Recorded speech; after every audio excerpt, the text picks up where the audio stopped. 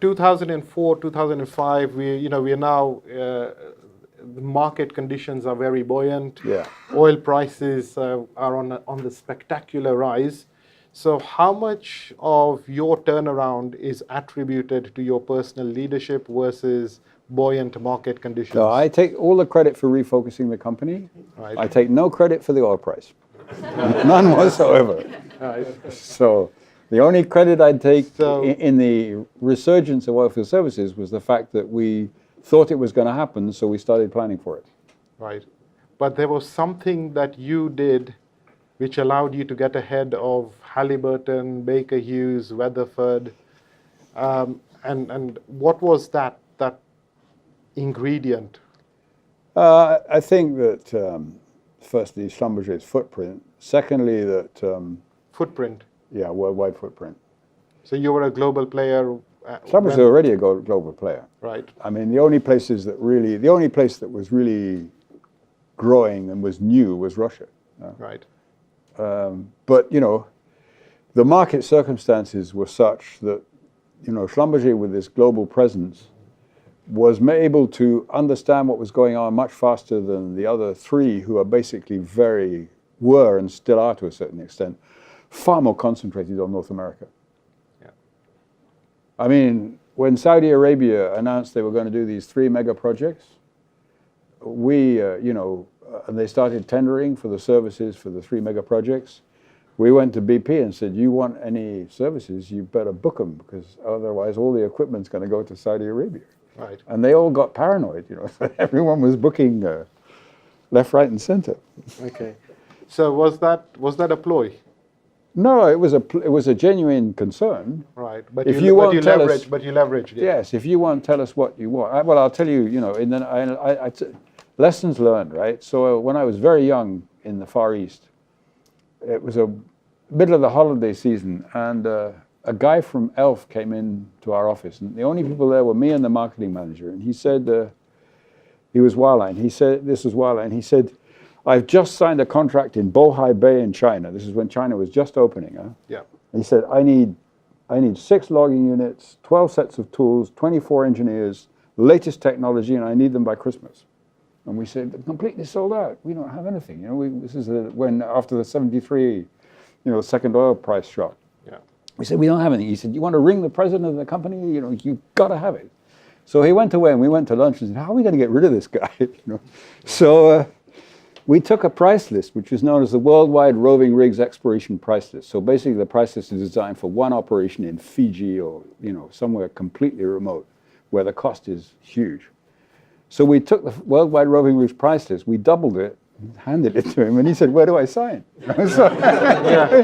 So this didn't, I thought this is wonderful. So did you feel gutted you hadn't trebled it? Or No, but then in about 2004 or 5, I was playing golf with the head of drilling and measurements for the Middle East in Dubai. And he said, you were not going to believe what happened to me. I said, well, what happened to you? He said, we lost that contract for Conoco. I said, yeah. He said, well, the competition couldn't provide. So I said, what did you do? He said, I doubled the prices. Again. So it is very, at the margin, demand for oilfield services is extremely, extremely flexible. Yeah, and this nicely leads on to, there's this theme that a lot of power shifted from the operators to the service companies. And why was that? Well, that was operators took all the risk. Their return on capital employed then and even now is abysmal, very capital intensive, and yet the money was being made in the service sector. Why?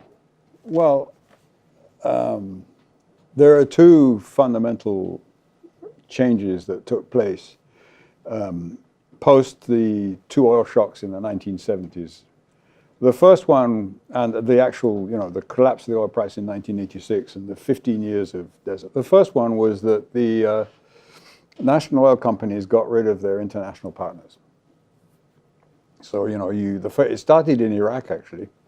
And then, Iran did it, Kuwait did it, and finally Saudi Arabia did it. What was the trigger for getting rid of the partners?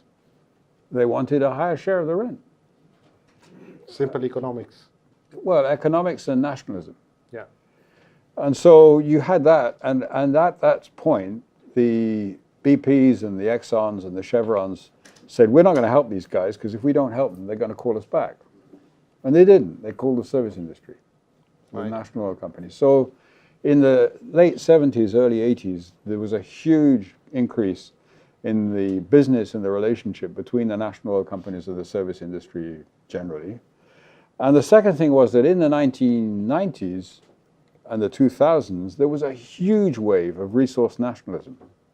So, you know, as the oil price went up, you saw Venezuela closed after having opened. Mexico never opened. They said they would. Kuwait never opened. They said they would. And Russia tightened the terms. So actually, the poor IOCs didn't, and still don't, by the way, have anywhere to go apart from now US shale and very complex deep water or oil sands or stuff like that. So, you know, their costs have exploded. Could they have done things strategically differently? Yes, but they would. I mean, but they were not ready for it, and they're only partially ready for it now. So the thing they could have done at the time was say, okay, you want to kick us out? Fine, take a bigger share of the rent, and we'll act as a service to you. So migrate to service contracts. Which is what they did in Iraq when they went back to Iraq, but they immediately outsourced everything to the service industry because they don't have the capability anymore. Right. The other thing that happened in the 80s, 70s and 80s is they all cut their fundamental research hugely. Yeah. And, you know, there is an issue today for the service industry is that inside the oil companies, you no longer have people who understand the technology the way that the IOCs used to. Yeah. So it's a much tougher sell than it used to be. I mean, all the super majors still make a big play and say that they are technological leaders and they lead technology, you know, from a technology perspective, R&D perspective.